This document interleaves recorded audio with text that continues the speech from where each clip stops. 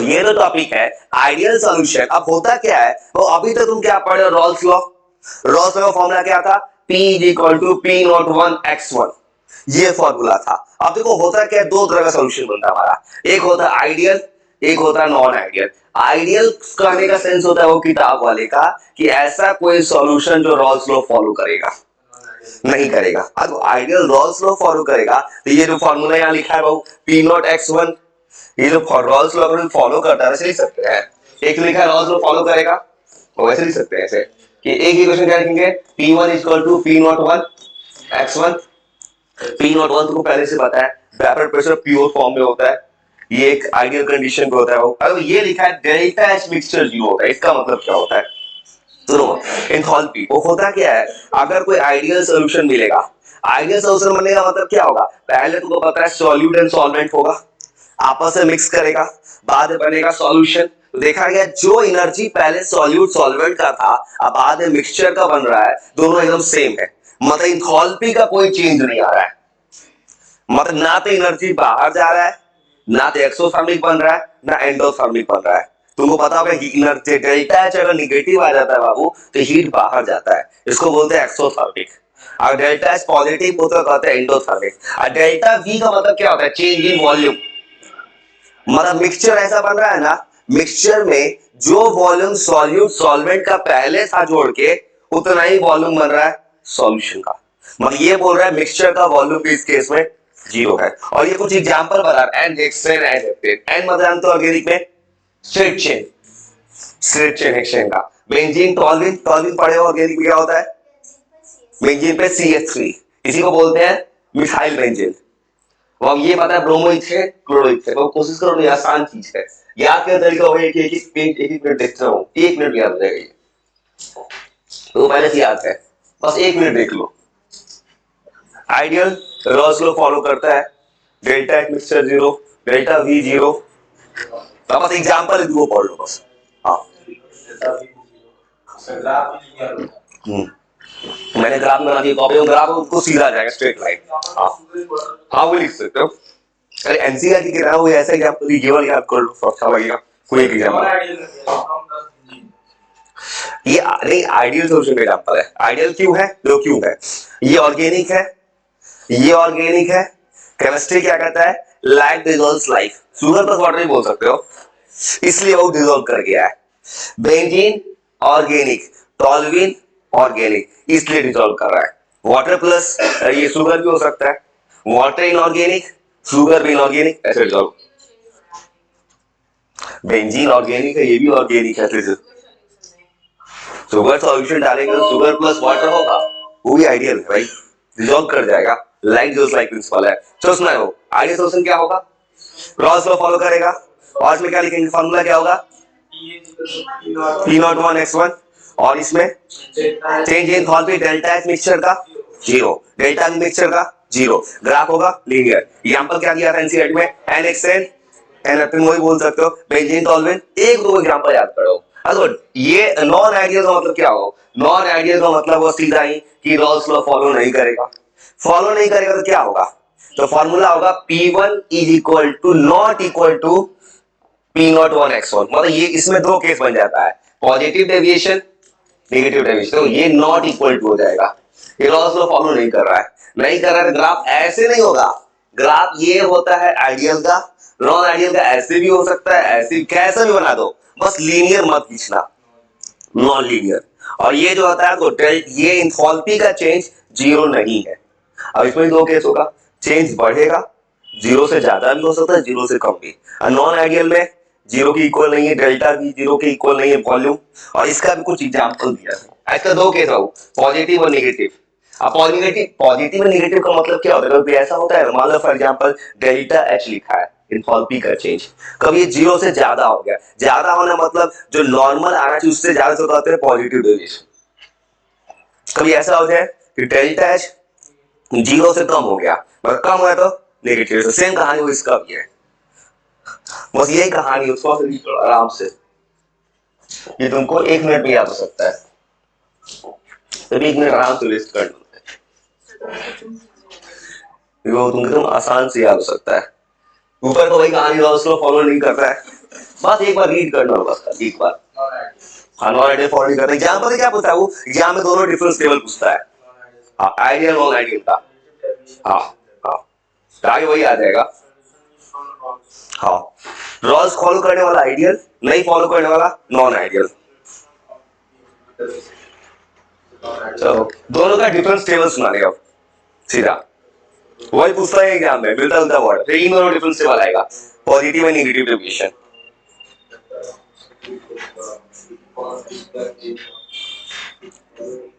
और आज इस चैप्टर को थ्योरेटिकली पूरा खत्म कर देते हैं।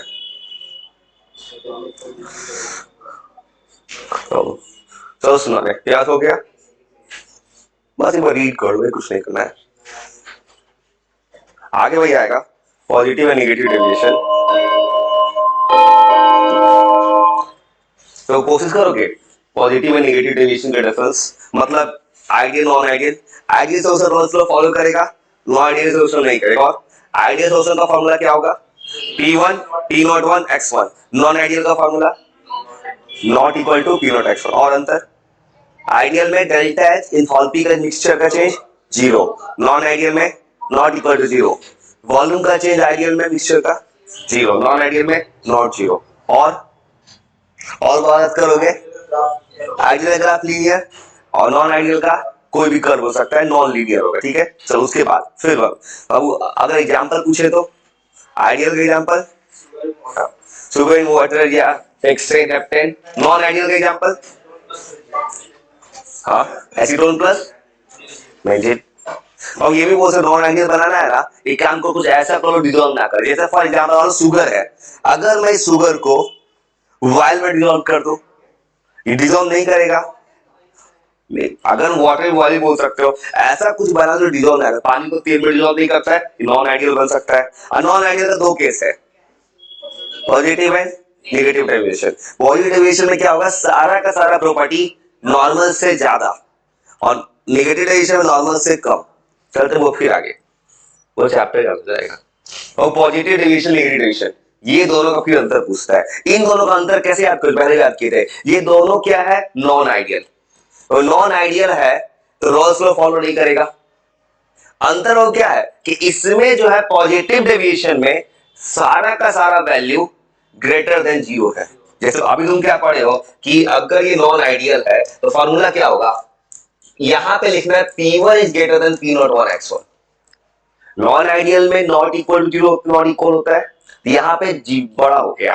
अब पॉजिटिव में फिर क्या होता है, डेल्टा एच मिक्सचर भी क्या रहता है 0 से बड़ा, एंथैल्पी का चेंज, मिक्सचर का चेंज भी जो वॉल्यूम का होता है वो 0 से बड़ा हो गया। और यहां एक लिखा वीक होता है, मतलब इसमें क्या होता है, जो नया बॉन्ड बनता है वो काफी वीक होता है, सॉल्यूट सॉल्यूट सॉल्वेंट सॉल्वेंट। मतलब कहानी में क्या लिखा है, इसका कह रहे मान लो दो सॉल्यूट है, सॉल्यूट सॉल्यूट आपस में बॉन्ड बनाता होगा, सॉल्वेंट सॉल्वेंट आपस में बॉन्ड बनाता होगा, और तुमने एक सॉल्यूशन बनाया। सॉल्यूशन बनाने का मतलब क्या है कि सॉल्यूट जाके सॉल्वेंट से मिल गया। इसका कहना है कि सॉल्यूट सॉल्वेंट से जो बॉन्ड बनाता है वो वीक होता है, मतलब आपस में बॉन्ड स्ट्रॉन्ग बना था, सॉल्यूट सॉल्यूट स्ट्रॉन्ग था, सॉल्वेंट का सॉल्वेंट के साथ बॉन्ड स्ट्रॉन्ग था, लेकिन एक सॉल्यूट का सॉल्वेंट के साथ बॉन्ड वीक हो गया, इसमें वीक हो जा रहा है। इसमें जस्ट रिवर्स होगा, इसमें क्या होगा कि सॉल्यूट का सॉल्वेंट के साथ बॉन्ड स्ट्रॉन्ग है और सॉल्यूट सॉल्यूट के साथ बना रहा है, सॉल्वेंट सॉल्वेंट के साथ बना रहा है, वो वीक होगा। अब फिर वही कहानी का कुछ एग्जांपल रख लेना, ये इथेनॉल एसीटोन, ये वो एग्जांपल है, ये कार्बन डाइसल्फाइड एसीटोन, याद कर सकते हो।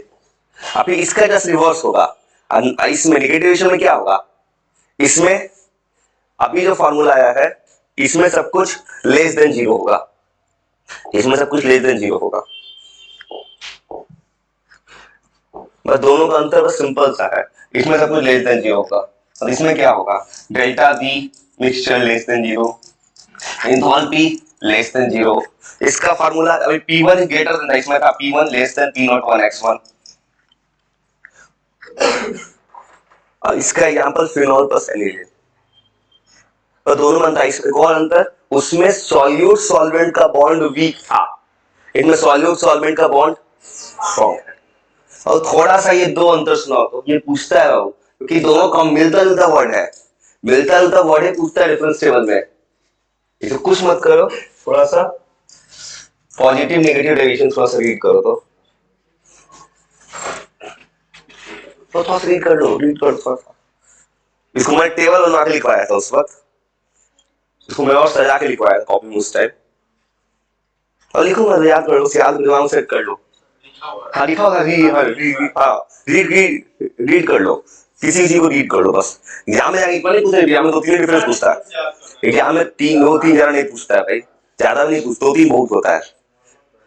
तो ऐसे कंपेयर कर बना लोगे डिफरेंस, इसको ग्रेटर देन 0, इसको लेस देन 0, तो ज्यादा दिमाग में रहेगा ना, तो लिखने का ऑप्शंस बनता है बाबू, पेपर में ज्यादा कुछ रखोगे तो दिमाग में, बस एग्जाम्पल जरूर रख लेना।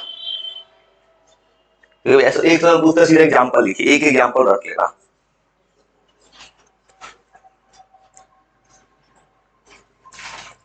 एसीटोन क्या होता है? प्रोपेनॉल। फिनॉल बेंजीन पे OH, एनिलीन NH2 बेंजीन पे, क्लोरोफॉर्म CHCl3 ट्राइक्लोरोमीथेन। बस एक बार रीड कर लो, याद कर लो, और याद कर थोड़ा सा याद कर लो, थोड़ा सा याद कर लो, थोड़ा से याद हो रहा है, याद कर लो।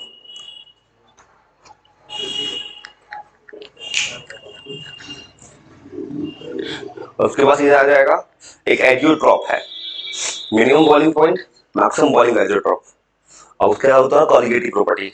बस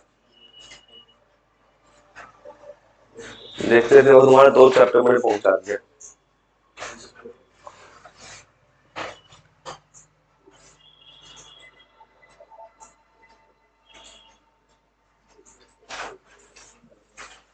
तो सुना दे थोड़ा दिमाग, दोनों अंतर ही पूछे पेपर में, 3 का अंतर ही पूछेगा। चलो सुना रहे, तो पॉजिटिव नेगेटिव करते हैं, याद हो गया? पॉजिटिव डेविएशन नेगेटिव डेविएशन दोनों में क्या होगा? दोनों का सिमिलरिटी पूछेगा, क्या सिमिलरिटी है? दोनों क्या है? नॉन आइडियल, दोनों रॉल्स लॉ फॉलो नहीं करता है। डिफरेंस पूछेगा, पॉजिटिव डेविएशन में क्या होगा? P1 is greater than P01 x1, negative में क्या होगा? P1 is less than P01 x, और अंतर इसमें डेल्टा एच मिक्सचर का ग्रेटर देन 0, इसमें डेल्टा एच मिक्सचर का लेस देन 0, और क्या होगा? सॉल्यूट सॉल्वेंट का बॉन्ड किसमें वीक होगा? पॉजिटिव डेविएशन में, और नेगेटिव डेविएशन में सॉल्यूट सॉल्वेंट का बॉन्ड स्ट्रांग होगा। और देखो वो तुम्हारा वॉल्यूम का जो मिक्सचर का चेंज होता है, आईडी इसमें जो पॉजिटिव डेविएशन में ग्रेटर देन 0, नेगेटिव में लेस देन 0। और अंतर मतलब ग्राफ का अंतर बताओ ना, पॉजिटिव डेविएशन का ग्राफ थोड़ा ऊपर चला जाता है, पॉजिटिव ग्राफ ऊपर की तरफ उठता है, और नेगेटिव का नीचे की तरफ। हाँ एक्सोथर्मिक होता है, अगर डेल्टा एच ग्रेटर देन 0 होता है तो पॉजिटिव हो गया एंडोथर्मिक, नेगेटिव हो गया एक्सोथर्मिक। हाँ नेगेटिव में एक्सोथर्मिक, एक नेगेटिव होने का मतलब हीट बाहर निकला है। और दोनों का एग्जांपल, पॉजिटिव डेविएशन का एग्जांपल एसीटोन प्लस, हाँ, और उसके बाद नेगेटिव डेविएशन का एग्जांपल फिनॉल प्लस एनिलीन। तो फिर थोड़ा याद कर रहे, और याद कर लो, कुछ काम नहीं देगा, कोई काम नहीं देगा, याद कर रहा है इससे कोई फायदा नहीं है। जब याद कर लो, कुछ याद कर, उसका वैल्यू करो, याद कर लो, तो बाद में दिक्कत होगा। वो एजियोट्रॉफ का मतलब क्या होता है? एजियोट्रॉफ खाने, वो एजियोट्रॉफ होता है ना कि एक इसका अगर कोई अलग अलग चीज को आपस में मिक्स करते हैं, उसका बॉइलिंग पॉइंट कांस्टेंट हो जाता है।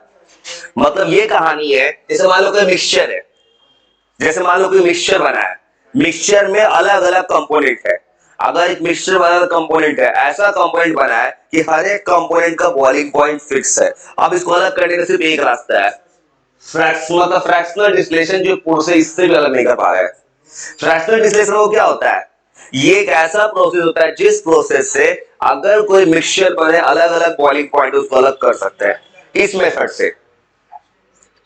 मतलब एजियोट्रॉप का मतलब एक ऐसा मिक्सचर जिसके हर एक कंपोनेंट का बॉइलिंग पॉइंट कांस्टेंट हो, इतना कांस्टेंट हो गया कि उसको अलग किया ही नहीं जा सकता। इसका 2 केसेस है, और इसको याद करने का तरीका वो ऐसे याद करेंगे, कुछ मेहनत नहीं करते। वो होता क्या है ना, ये है मिनिमम बॉइलिंग एजियोट्रॉप। इसका मतलब क्या होगा?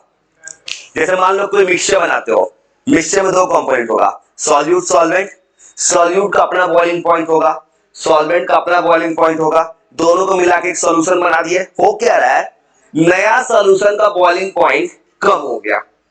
देखो बॉइलिंग पॉइंट कम होना मतलब कि कम हो गया, लेकिन हर एक कंपोनेंट का बॉइलिंग पॉइंट कांस्टेंट होकर कम हो गया। हाँ, दोनों का कम हो गया और दोनों का फिक्स भी हो गया, तो उसको बोलेंगे मिनिमम बॉइलिंग आइसोट्रॉप। बस याद क्या रखना है पेपर के लिए कि मिनिमम बॉइलिंग आइसोट्रॉप जो होगा ये शो करेगा पॉजिटिव डेविएशन। तो इसको देखते सारा बात वही बना देंगे। अब देखो, अब तुमको पता पॉजिटिव शो करेगा तो पॉजिटिव का सारा प्रॉपर्टी लगा देना। Delta is greater than zero, delta we mixture greater than zero, P1 is greater than P0 1 x1, सब कुछ वैसे ही लगा देना। बस याद क्या रखना है, मिनिमम बॉइलिंग स्ट्रोक क्या होगा जब बॉइलिंग पॉइंट कम हो गया। सेम तरह मैक्सिमम बॉइलिंग स्ट्रोक, इसमें क्या होगा, दो कंपोनेंट अलग लगाएगा, दोनों का बॉइलिंग पॉइंट पर ए और बी को आपस में मिक्स किया, ए और बी का बॉइलिंग पॉइंट कम था, मिल के ए बी बना। ए बी का बॉइलिंग पॉइंट ए से भी ज्यादा है, बी से भी ज्यादा है, लेकिन जब मिक्सचर बना ए बी तो ए बी के हर एक कंपोनेंट का बॉइलिंग पॉइंट सेम हो गया।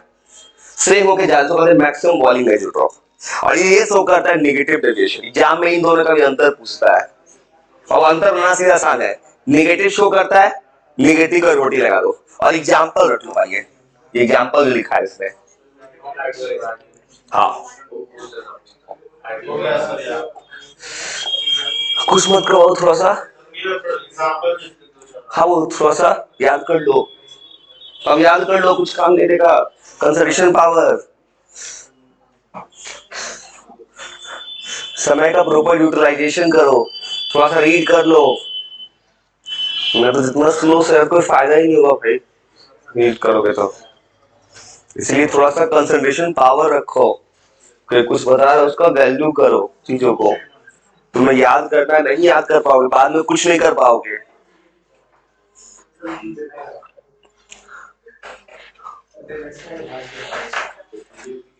और इन दोनों का अंतर पूछता है, मिनिमम बॉइलिंग मैक्सिमम बॉइलिंग आइसोट्रॉप, और इन दोनों का डिफरेंस भी याद कर लेना, इथेनॉल प्लस वाटर। अरे कुछ परसेंटेज भी दिया है, परसेंटेज ऐसा क्यों दिया है, तुमको पता है 100% सॉल्यूशन बनेगा। इथेनॉल प्लस वाटर दिया, अगर ऐसे दिया है इसका मतलब वाटर क्या है, सॉल्यूट है, इथेनॉल होगा सॉल्वेंट। सेम तरह से नाइट्रिक एसिड में वाटर है, इसका मतलब क्या होगा, ये वाटर सॉल्यूट होगा और ये सॉल्वेंट होगा। तो मत करो भाई, घर जाकर नहीं तो मत करो, ये करना है तो सीधा घर जाओ, सीधा करो भाई, रियल करो भाई। अगर पॉलिटिक्स से बात करें तो घर पे से जाओ, सीधा करो, याद जो याद कर याद करने दो, सीधा रियल करे भाई, कुछ कुछ काम नहीं आएगा। थोड़ा सा याद कर लो भाई, एग्जाम्पल के साथ याद कर, बस दोनों में याद बस थोड़ा सा करना है। Minimum boiling stroke positive deviation, maximum negative deviation, इन दोनों का वो अंतर लगा देना। फिर थोड़ा सा अगर याद हो रहा है याद कर लो, बाद में पता है यही मुश्किल हो जाएगा। अब देखते हैं इसको बाद में क्या करे, कोई याद करा दे उसका फायदा उठाओ, चीजों को समझ लो भाई थोड़ा थोड़ा, बाद में बहुत दिक्कत होगा। बाद में तुम सोचोगे ना, तुम किसी का 100-150 पेज के नोट्स उठा के लाओ, रट जो क्या रटोगे, पता ही नहीं उसमें क्या लिखा है, नहीं कर सकते तुम कभी।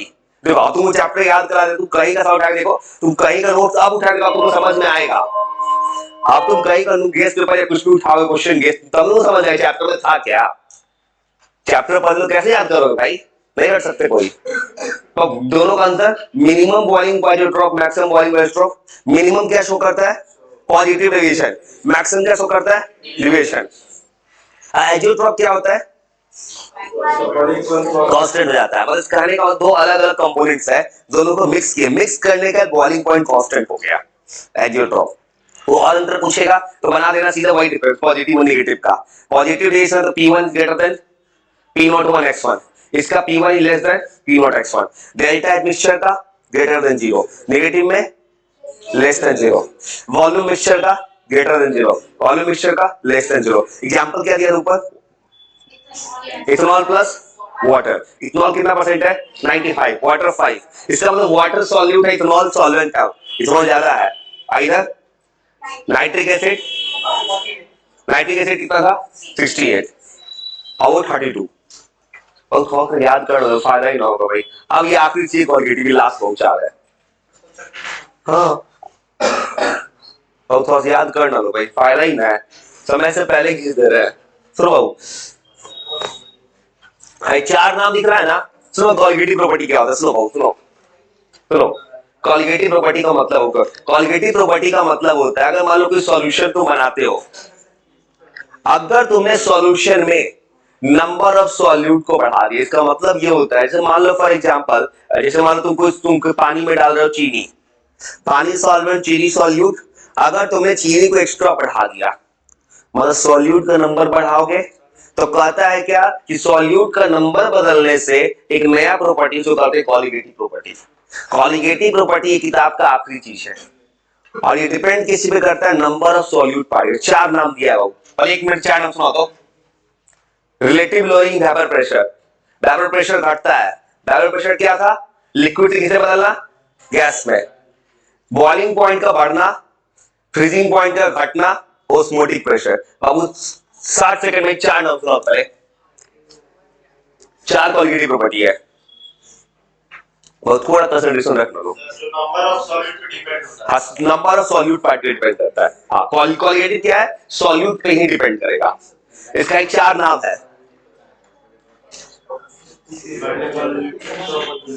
कॉलिगेटिव प्रॉपर्टी जो सॉल्यूट पे पार्टिकल डिपेंड करता है। हाँ ये कॉलिगेटिव प्रॉपर्टी, उसके बाद ये है चार नाम। और चार नाम सुनाओ तेज स्पीड से, ये चार नाम।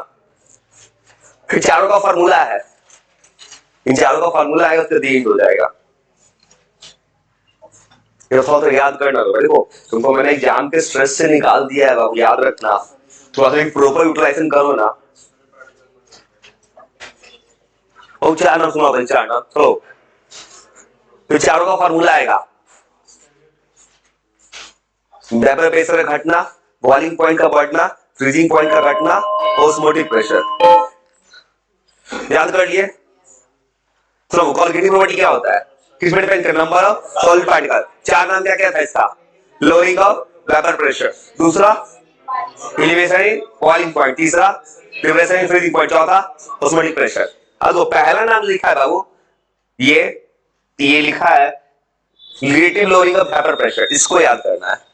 ये लिखा है, इसी को छोटा कर दो इसी में। 30 सेकंड ये सुनाओ, 30 सेकंड में वो याद हो जाए, याद करा दे रहे हैं भाई, चलो ना हंसते खेलते तुमको 30 सेकंड में सुना दो, इतना कुछ नहीं रखना। ये जो लिखा सिंपल याद रखना ना, रिलेटिव लोअरिंग वेपर प्रेशर का मतलब ये लिखा है ना, रिलेटिव लोअरिंग वेपर प्रेशर, बस इतना याद रखना। तो कल तो पता है वेपर प्रेशर पता है लिक्विड से गैस बनना पसंद करेगा टेम्परेचर बढ़ाओगे तो। अब याद रखना क्या कि जब सॉल्यूट को नंबर बढ़ाते जा रहे हैं तो प्रेशर घट रहा है। कल ऐसे फॉर्मूला लिखे थे, पहले फॉर्मूला है बाबू, ये कल ऐसा लिखे थे रॉल्स लॉ में, ऐसे आया था। ये जो फॉर्मूला आया था यही बना था रिलेटिव लोअरिंग वेपर प्रेशर। मतलब फॉर्मूला में क्या रखना है कि अगर तुम एक्स्ट्रा सॉल्यूट डालोगे तो सॉल्यूशन का वेपर प्रेशर घटेगा। वेपर प्रेशर लोअरिंग वाला प्रेशर घटना, रिलेटिव क्यों लिखा है क्योंकि फ्रैक्शनल चेंज, फ्रैक्शनल चेंज कैसे निकाला है, वेपर प्रेशर का चेंज कैसे निकला है, और ये कब है, प्योर फॉर्म है, ये है रॉल्स लॉ से आएगा। और ये नीचे वैसे डिवाइड कर दिया, ये किसके इक्वल, किसका मोल फ्रैक्शन लेना होगा, सॉल्यूट का, सॉल्यूट का मोल फ्रैक्शन। और कितना सा है बाबू, 30 सेकंड सुना हो, रिलेटिव में वेपर प्रेशर इतना ही सा है। बस थोड़ा सा बता कि 60 सेकंड तक क्यों दे रहा है, दिमाग पे जोर कम पड़ रहा है। एक ही बार पूरा सुना दिए होते, बोलते सुनाओ दिमाग हैंग हो गया था।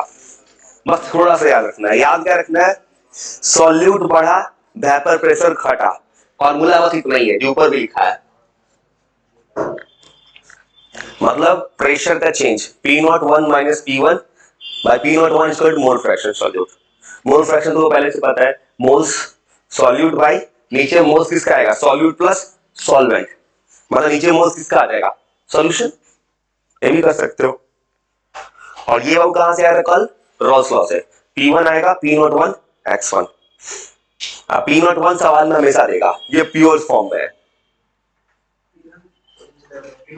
हाँ P01 तो P01 क्या है, वो प्योर फॉर्म में है ना, ये हर सवाल में देगा, हर लिक्विड के लिए, हर किसी के लिए स्पेशल वैल्यू होगा इसका, ये फिक्स होगा। तुमसे मोल फ्रैक्शन पूछ सकता है, ये पूछ सकता है तुमको। आज तो पूरा क्या थ्योरेटिकली पूरा निपटा देंगे, एक दिन और चैप्टर लगाएंगे जिसमें खाली सवाल बना देंगे। पूरा चैप्टर में निपटा लेना भाई। चलो सुना दे तो याद करना दो। और यही चीज ने किया यहाँ पे, देखो रिलेटिव लोइड ब्लड प्रेशर किए थे ना, देखो इसी को इसने तोड़ के इतना दिखाया है, इतना भी जरूरत ही नहीं भाई। चलो सुना दे। तो रेटिंग ब्लड प्रेशर याद हो गया कि जैसे सॉल्यूट पार्टिकल बढ़ता है ब्लड प्रेशर घटता है। फॉर्मूला क्या लेना है, P01 माइनस P1, नीचे P01 is equal to mole fraction solute. और यही काम इसने किया है यहाँ पे। ये जो तुमको करने जाते हो क्या लिखा है इसने, सॉल्यूट प्लस सॉल्वेंट। अब तुमको पता है वो सॉल्यूट बहुत कम है तो किसका मोल रख दिया, खाली सॉल्वेंट का। ये बस ऐसे लिख दिया है भाई, इसको कोई जरूरत नहीं रखने का, बस फॉर्मूला बनाओ इसको तोड़ दो। देखो तुमको पता है मोल फ्रैक्शन फॉर्मूला तोड़ दिया इसने, तुम तोड़ लोगे उतना पता है भाई। ये जो किया है इतना उतना, किसी को थोड़ा सा पता है तो बना देगा।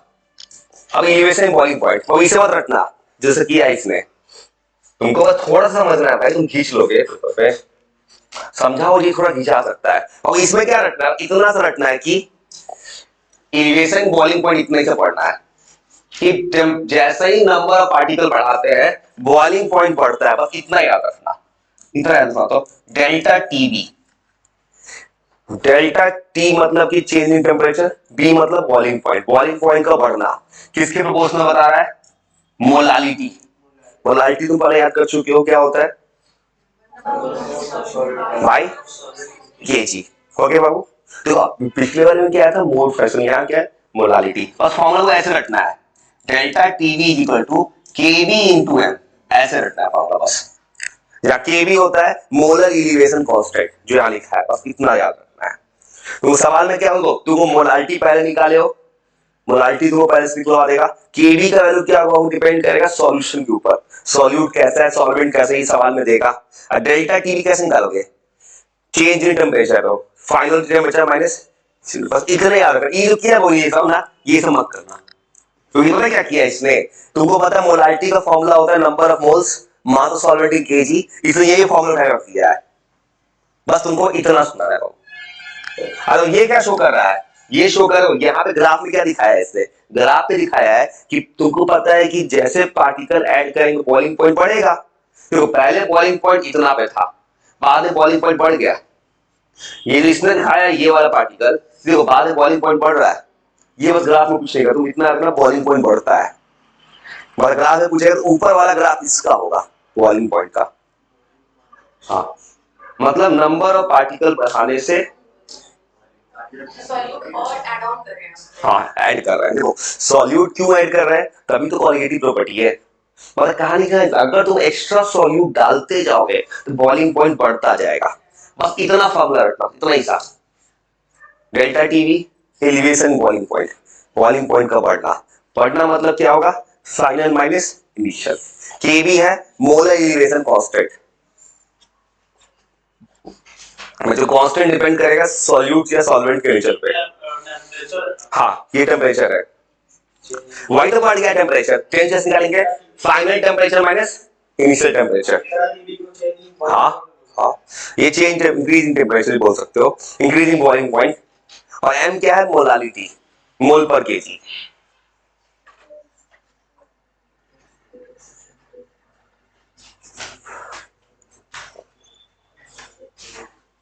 बहुत अगर याद करते जाता है, एक ही बार स्लो पूरा सुना दो तो याद कर लिए। Elevation boiling point, solute particle बढ़ाओगे नंबर पार्टिकल्स बढ़ेगा, फॉर्मूला क्या आएगा, TV is equal to KV into M. Delta TV क्या होगा, इंक्रीज इन बॉइलिंग पॉइंट। कैसे निकालोगे, final boiling point minus initial.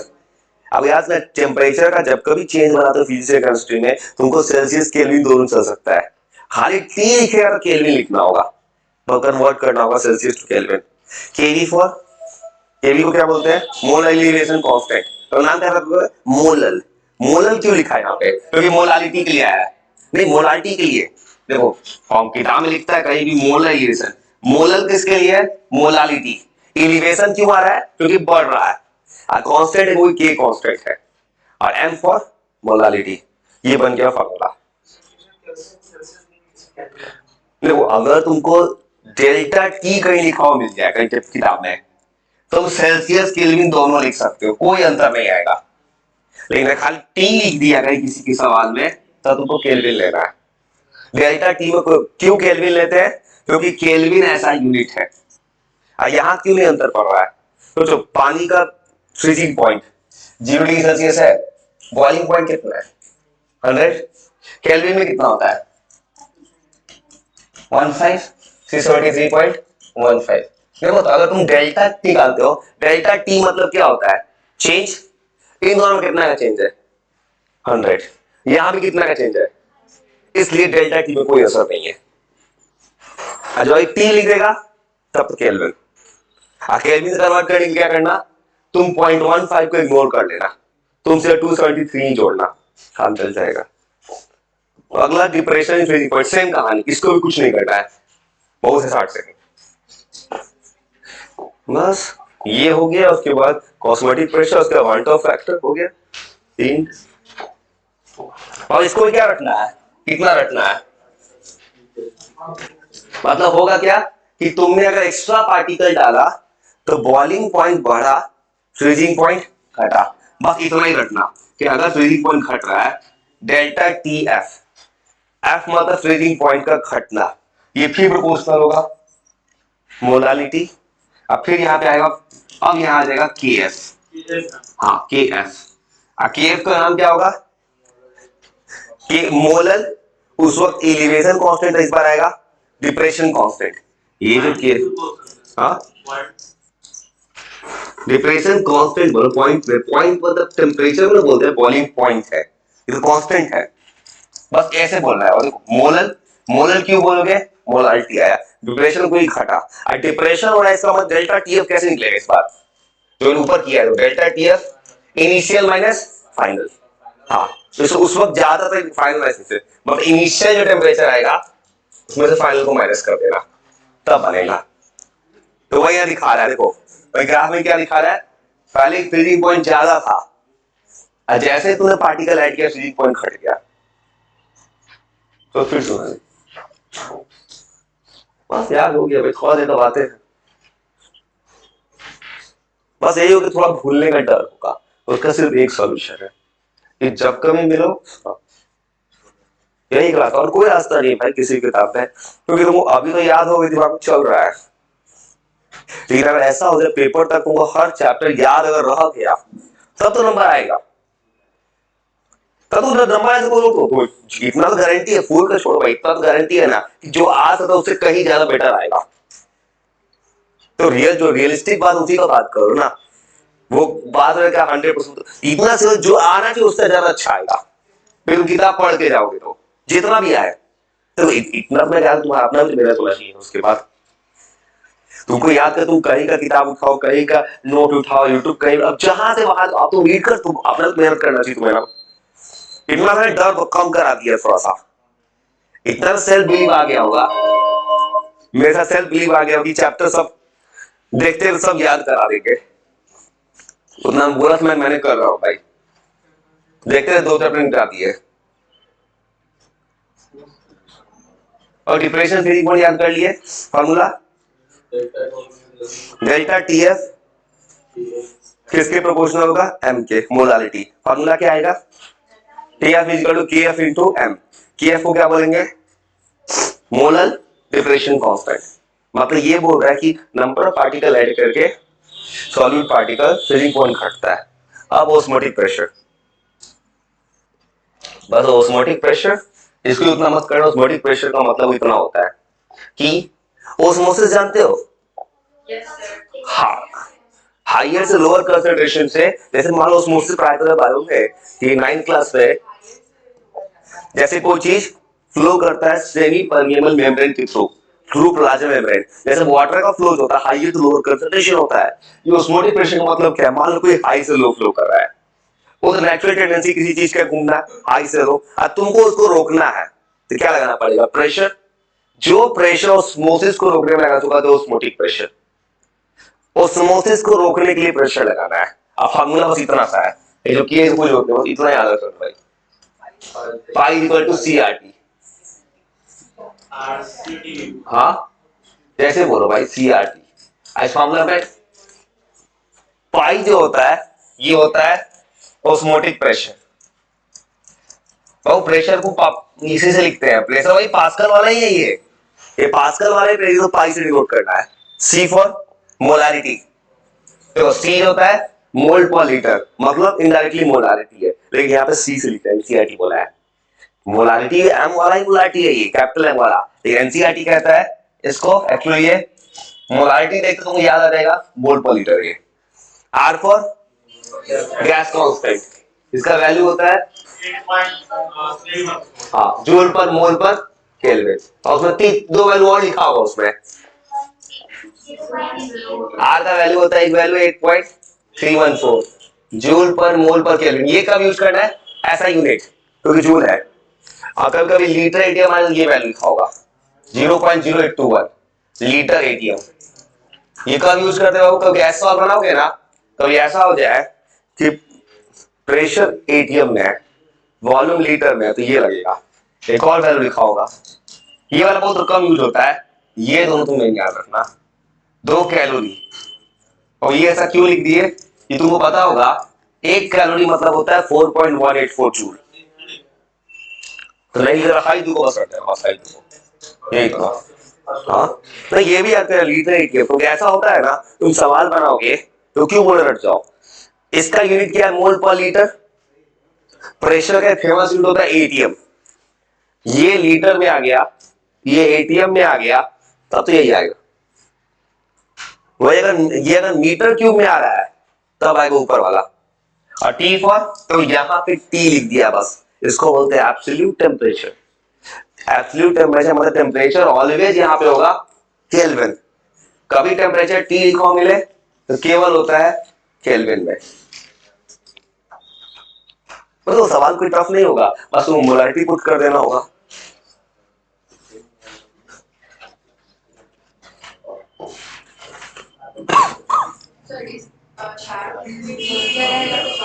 हाँ वो तो देगा ये सवाल में, वही तो करेगा ना।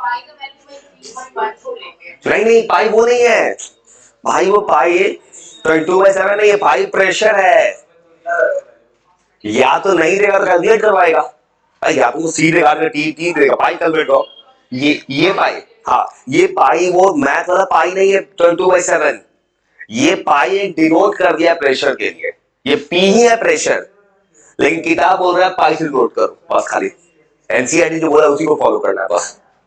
तो यहाँ पे 0.082 लिखा है, ये वाला वैल्यू क्यों लिखा है क्योंकि पेपर वाले को पता है ये किस में आएगा मोलारिटी, लीटर में, ये आएगा एटीएम में, और ये यूज होता है एसआई यूनिट में।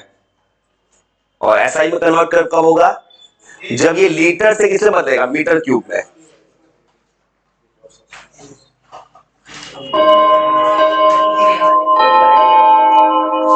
सुनाओगे मतलब खत्म हो गया, वन टॉप फैक्टर तक पहुंच गए।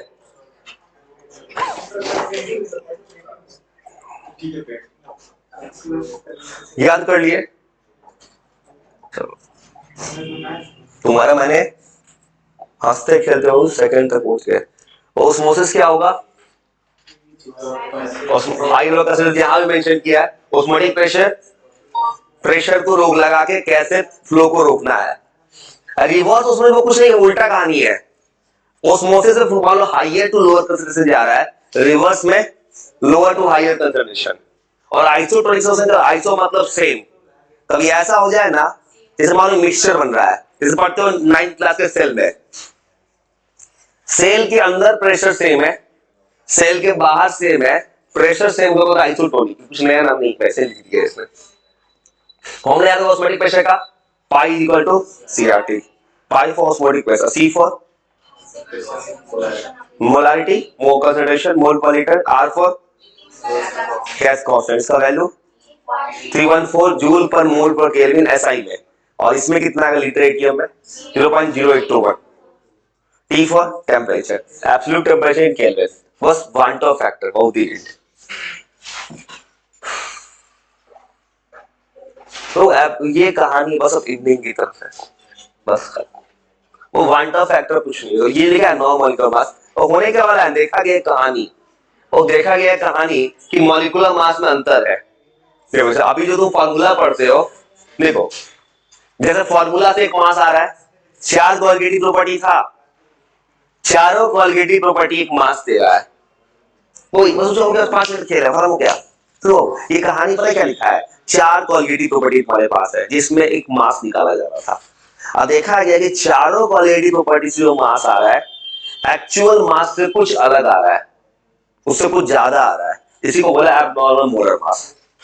बस मान लो फॉर एग्जांपल कोई कंपाउंड H2O है, H2O का मास पता है 18 होना चाहिए, फॉर्मूला से कुछ और आ गया, मतलब कुछ तो अंतर आ रहा है कहीं ना कहीं।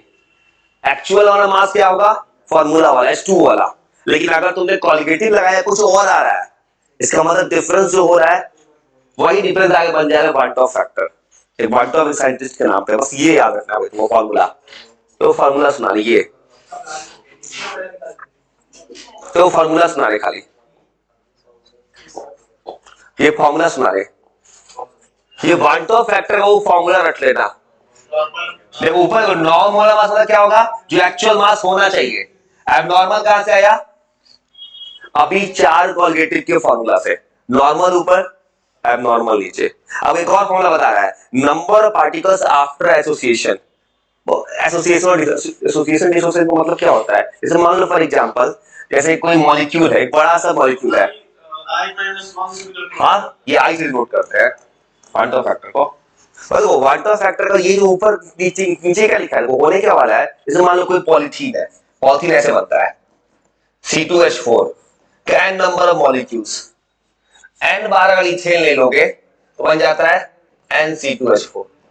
अब इसमें हो क्या रहा है, इथेन इथेन इथेन मिलते मिलते पॉलीथीन बन गया आपस में ज्वाइन करके। तो ये क्या है, number of moles after association है, बनने के बाद ये है, अब बनने के पहले ये है। ये क्या कर रहा है कि ये सिंपल ऐसे याद कर सकते हो, कोई चीज बनेगा किस साइड में होगा, प्रोडक्ट, तो number of moles product side में कितना है, या नंबर ऑफ मोल्स डिवाइड में रिएक्टेंट साइड में। और डिसोसिएशन क्यों लिखा, उल्टा भी तो हो सकता है, जैसे तुम 9th क्लास में पढ़ते हो, 9th 10th मैथ्स पढ़ते हो, वॉल्यूम सरफेस एरिया, एक बड़ा सा स्फीयर है, स्फीयर टूट गया, मान लो 3-4 पार्ट में टूट गया, तो क्या लिखोगे, और यहां पे क्या है, टूटने के बाद का पार्ट, यहां है टूटने के पहले वाला। चलो सुनाने और थोड़ा सवाल को खत्म हो गया है, दो फॉर्मूला सुना तो।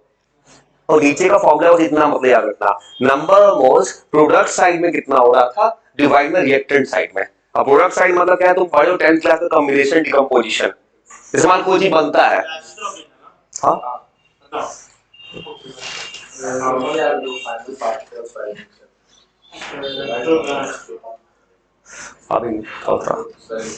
अब तो आराम से देख करो ना भाई, खत्म कर, दिक्कत नहीं ना भाई, खत्म कर, कोई दिक्कत नहीं है।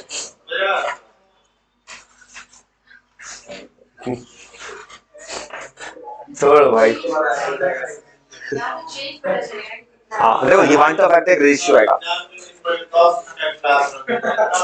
फिर गलती, गलत स्ट्रेटजी है वो, एग्जाम के पहले 10 घंटा बिल्कुल ही मत पढ़ो, गलत है, पता क्यों, एक दिन पहले पता ये गलत है, पता इससे क्या है, जो पढ़ना है अभी पढ़ो, नहीं एग्जाम के एक दिन पहले है ना, यह पढ़ने का स्ट्रेटजी गलत है।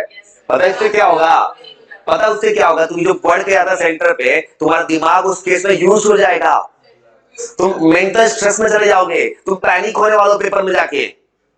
एग्जाम के एक हफ्ता पहले 10 दिन पहले पढ़ना पढ़ लो, एग्जाम के एक दिन 2 दिन, एक दिन पहले और कम पढ़ो, तो दिमाग को रात के 7-8 बजे पढ़ो, तो दिमाग रेस्ट कर लो। कोई आता हुआ चीज को तुम कुछ नया सीख रहे हो उतना टाइम में, लेकिन हो सकता है कि अब इतना पढ़ लिए कुछ दिमाग इतना यूज हो गया कि आता हुआ चीज भूल ना जाओ सेंटर पे। जो करना है अभी करो घर पे, इंतजार मत करो उस चीज के एग्जाम आएगा तब तो पढ़ेंगे, मतलब एग्जाम आएगा पढ़ेंगे, क्या कर लेंगे भाई पढ़ के। इसको जो करना अभी करो, याद रखो, तुमको पूरा फॉर्मूला सब यूज करो। तो सुनाने quantum factor molar normal by, हाँ नॉर्मल, और ये रेशियो होता है नंबर ऑफ मोल्स, क्या ये पूरा पीडीएफ में भेज देंगे आज जो है ना, देखो आज तो पीडीएफ अपलोड कर देंगे, वीडियो अपलोड करने में उसमें ऑप्शन आता है चैनल पे, और ये क्या होता है नंबर ऑफ मोल्स